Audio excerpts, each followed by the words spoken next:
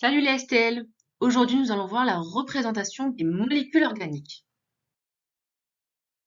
En chimie organique, il existe différentes façons de représenter une molécule. En effet, nous avons la formule brute, que vous voyez ici, C4H9O2N. Elle permet de déterminer la composition atomique exacte d'une molécule. C'est-à-dire que, grâce à cette formule, nous savons combien il y a de carbone, d'hydrogène, d'oxygène et d'azote.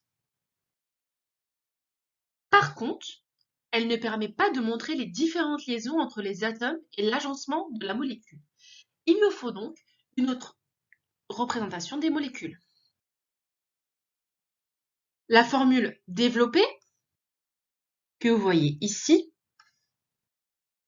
permet de visualiser l'enchaînement des atomes d'une molécule.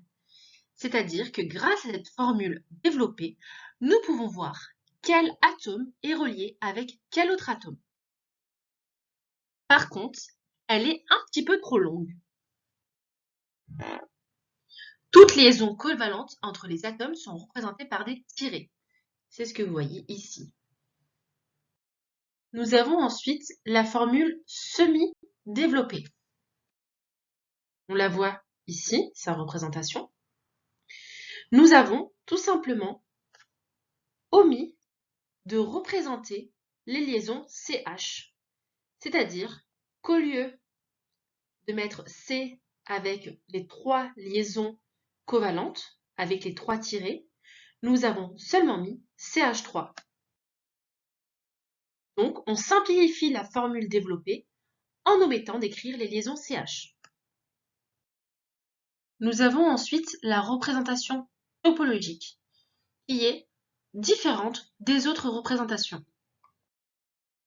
En effet, on le voit ici,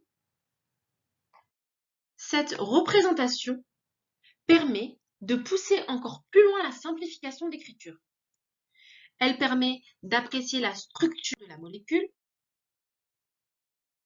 de connaître les informations quant à sa composition, son organisation, et aussi, ce modèle permet également de traduire partiellement la géométrie spatiale de la molécule. Voilà, j'espère que vous avez bien compris ce petit rappel de cours. Je vous laisse avec le quiz.